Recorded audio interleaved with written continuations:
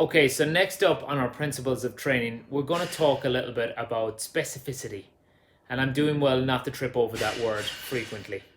So when we talk about the principle of specificity, it states that the body or system stressed will adapt to the stimulus imposed in a very specific manner. So really what we talk about here is a combination of specificity and adaptation, or in other words, specific adaptation of imposed demands. So it's the SAID principle, SAID, specific adaptation of imposed demands. Let's take, for example, a marathon runner. Their training is going to involve a lot of long distance, steady pace, and that's going to improve his fitness over time. And he's going to run mainly at a pace that he regularly trains at. This endurance training will have a number of physiological adaptations, such as greater stroke volume of blood delivered per heartbeat and greater oxygenation of that blood, carrying efficiency of the blood and its transfer to the working muscles will also improve. You'll also see an increase in mitochondria within the muscles, and you'll see an overall increase in boost to the cardiovascular system. Essentially, that marathon runner will become more efficient at supplying oxygen to those working muscle fibers because they're training to do that. The muscle fibers taxed will increase because that is the specific demands that marathon trainer and runner is looking for in their training. If we contrast that, think, and in your mind's eye, think of that marathon runner and what they look like. Contrast it with a weightlifter. And years of lifting weights will beget essentially very high levels of strength in the muscles that are taxed repeatedly.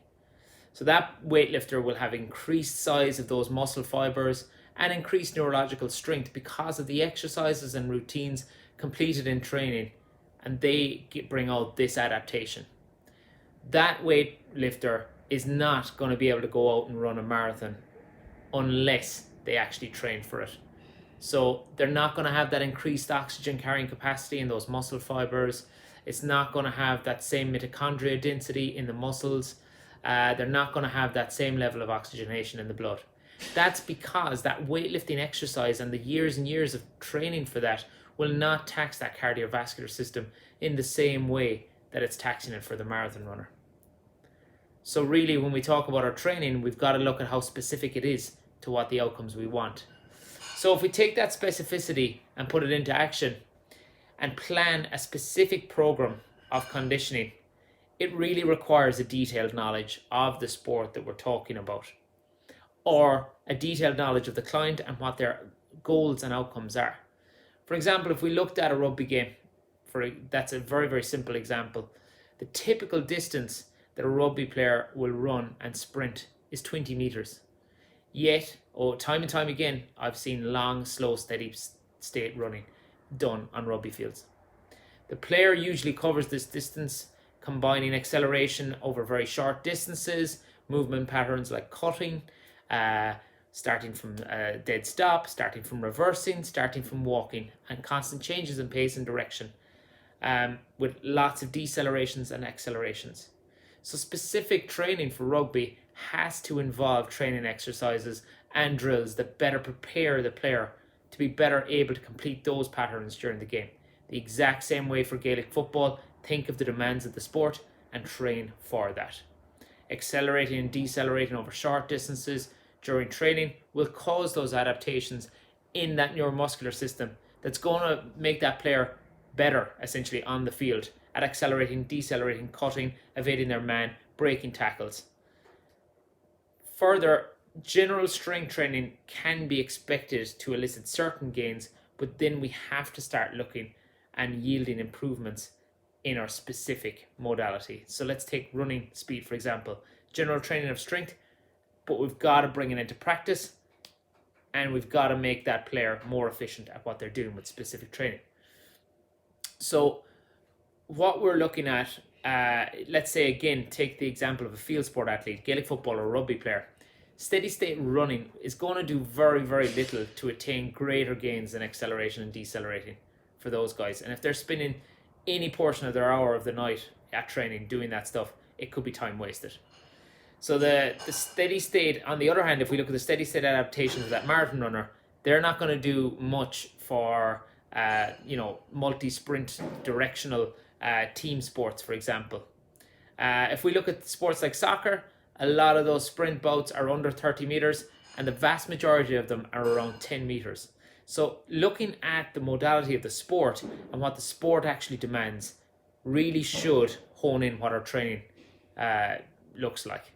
So if we look, we've got to look at the adaptations we're looking at, and we've got to make them specific to prepare for what the demands are and the stressors that we're looking to compete with, essentially.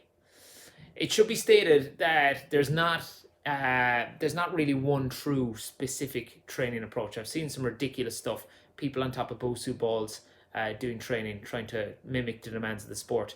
The best training for an actual sport is to perform the actual skill looked for in a competitive environment. So a drill, small drill, and do them with speed, pace, and with a similar psychological and social environment that replicates that actual environment. It's very hard to replicate that psychological environment of a big game in training, though. So pure specific training is actually competing, really, and it's playing the game itself. And I always push that when I was working with teams. So you must recognize that just engaging in the sport on its own, though, as a means to enhancing fitness, is not going to yield the same results, and ultimately you're not going to get the optimum development of performance if we just play games. You've got to have a fairly measured and balanced approach so that every player can achieve their best.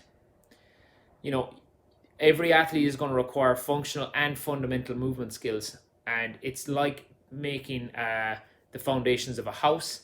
You've got to build it on very, very strong foundations if you want those skills to be enhanced under pressure, and to have those specific skills.